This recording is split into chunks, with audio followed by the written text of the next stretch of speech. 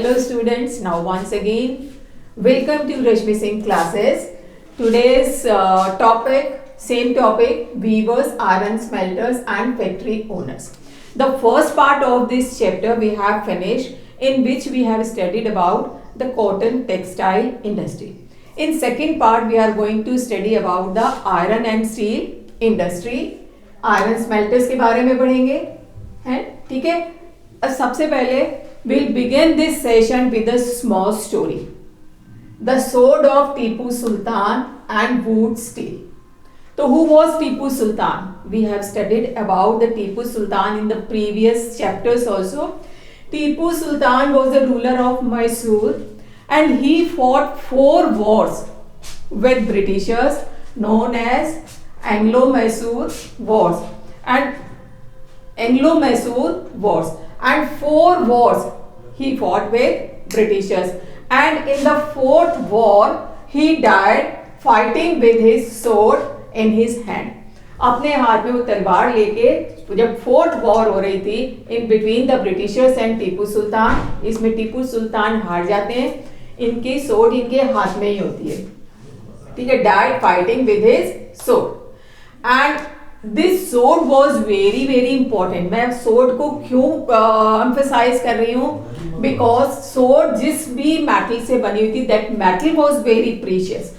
Legendary sword, now it is in the museum of England. England के museum में टीपू सुल्तान की sword है. तो वो जाने से पहले यहाँ पे टीपू सुल्तान की सोर्ड लेके क्यों गए? कोई ना कोई रीजन तो होगा उसके पीछे. क्या रीजन था? What was special with this sword? The sword had incredibly hard and sharp edges. बहुत hard थी, flexible थी, and the edges were very sharp. जो उसके edges थे बहुत sharp थे. That could easily rip through the opponent's armor. जो opponent होता था, जो लड़ने आता था, उसके armor कवच में से भी easily अंदर चली जाती थी और ओपोनेंट्स को खत्म कर सकती थी. That's why this sword was so important for Britishers के लिए बहुत ज्यादा इंपॉर्टेंट थी कि ऐसा कौन सा मेटल यूज किया गया है इस सोर्ड में. फ्लेक्सिबिलिटी भी है, एजेस बहुत शार्प है and sword is still strong, बहुत स्ट्रॉन्ग भी है. दैट्स व्हाई वो अपने साथ जब गए तो इस सोर्ड को ले गए और अब वहां पे वो म्यूजियम में है, ठीक है. Rip opponents armour. This quality of sword made from special type of high carbon steel. High carbon steel. ये जो sword बनाई गई थी, तलवार बनाई गई थी, high carbon steel से बनाई गई थी and that is known as wood steel. उसको wood steel बोला जाता है. तो ब्रिटिशर्स ने उसका नाम दिया wood steel. फ्रांसिस बुचानन एक ब्रिटिशर था. He toured through Mysore a year after Tipu's death. Tipu की डेथ के बाद वो ऐसे ही वहां पे टूर कर रहा था मैसूर में. Left us an account of the technique by which wood steel was produced in smelting furnaces. तो ये wood steel किस तरह प्रोड्यूस किया जाता है, किस टेक्निक और मेथड से प्रोड्यूस किया जाता है, वो उन्होंने अच्छी तरह ऑब्जर्व किया और लिखा. लेकिन जाते समय वो अकाउंट यहीं छोड़ गए. तो उससे हमें पता चलता है कि वुड स्टील किस तरह बनाया जाता था, कैसे बनता था. Iron was mixed with charcoal. Iron को चारकोल के साथ मिक्स करते थे and put inside small clay pots. Small clay के जो छोटे छोटे पॉट्स होते थे उनमें रख दिया जाता था. Through an intricate control of temperature. ये यहां मैंने आपको बताया फर्नेसेस में बनाया जाता था.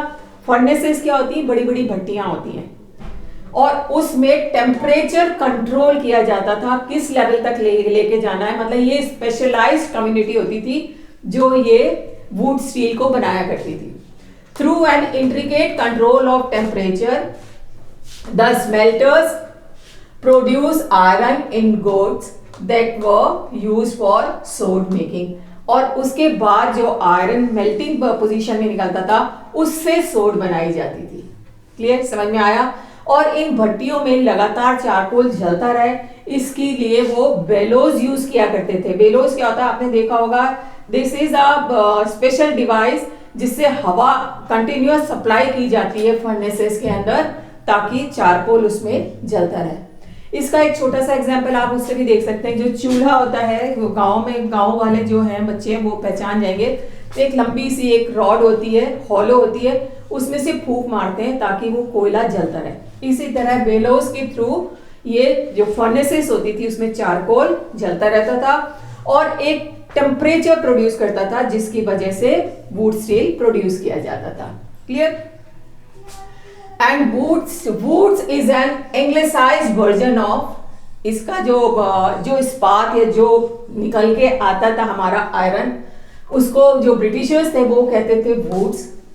And this is a anglicised version of Kannada word उड्कू। कन्नड़ में इसको उड्कू बोला जाता है, तेलुगु हुक्कू एंड मलयालम में इट वाज नोन एज उरक्कू। इन सबका मीनिंग एक ही है, स्टील। ठीक है, याद रखिएगा क्योंकि ये वन वर्ड में एमसीक्यू में पूछा जा सकता है कि कन्नड़ा में किस वर्ड से जाना जाता था।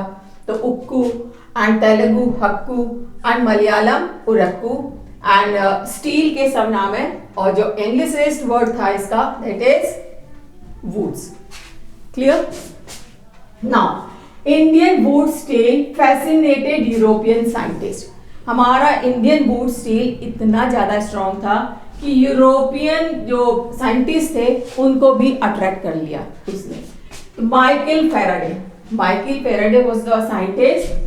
ही spent 4 years studying the properties of Indian woods. उन्होंने यहाँ पे 4 साल लगाए। किस लिए लगाए? Just to know the properties of Indian woods. और ये कौन थे Michael Faraday? He was the discoverer of electricity and electromagnetism. इसके डिस्कवरी की थी और he spent 4 years just to know what are the properties of wood steel. wood steel की properties के लिए उन्होंने यहाँ पे इतना टाइम लगाया। Clear?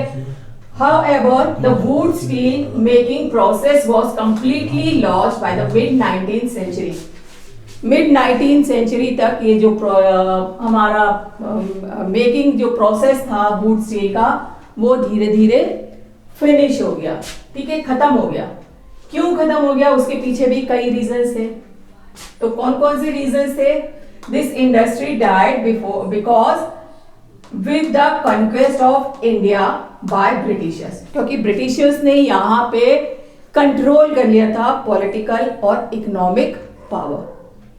तो अब जो राजा लोग एक दूसरे पे अटैक करते थे, उनके जो वेपन्स बनाए जाते थे, टूल्स बनाए जाते थे, आर्मर्स बनाए जाते थे, वो यूजलेस हो गए because everyone was under the control of Britishers और ब्रिटिशर्स को इसकी जरूरत नहीं थी। तो धीरे धीरे हमारे आयरन की और ये जो स्टील की ये जो सोर्स बनाई जाती थी, कवच बनाए जाते थे, वो धीरे धीरे उनकी डिमांड कम हो गई।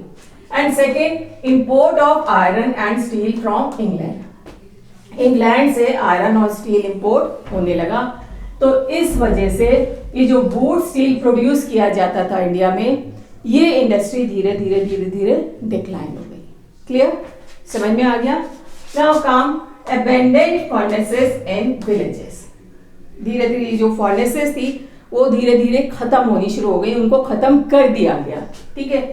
Production of wood steel required a high specialised technique. ये एक स्पेशलाइज्ड टेक्निक थी for everyone, but it's very common for the Indians because in every village of South India and Bihar and Central India, छोटे छोटे गांव में भी ये furnaces बना के वुड स्टील प्रोड्यूस किया जाता था। मीन्स बहुत टीडियस प्रोसीजर था for everyone, but for Indians it's a common technique. ये बहुत कॉमन टेक्निक थी। But late 19th century iron smelting was an decline. 19th century के एंड होते होते ये जो हमारी आयरन स्मेल्टिंग इंडस्ट्री थी वो धीरे धीरे खत्म होने लगी। In most villages furnaces fail into disuse and amount of iron production came down. धीरे धीरे उसका प्रोडक्शन कम होने लग गया। व्हाई? क्यों कम होने लग गया?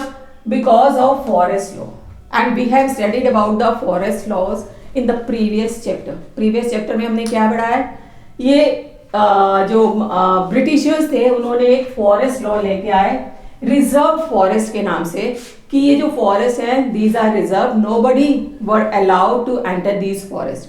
कोई भी उनमें एंटर नहीं कर सकता था और जो भी टिम्बर या जो भी चीज होती थी that were used only by the Britishers.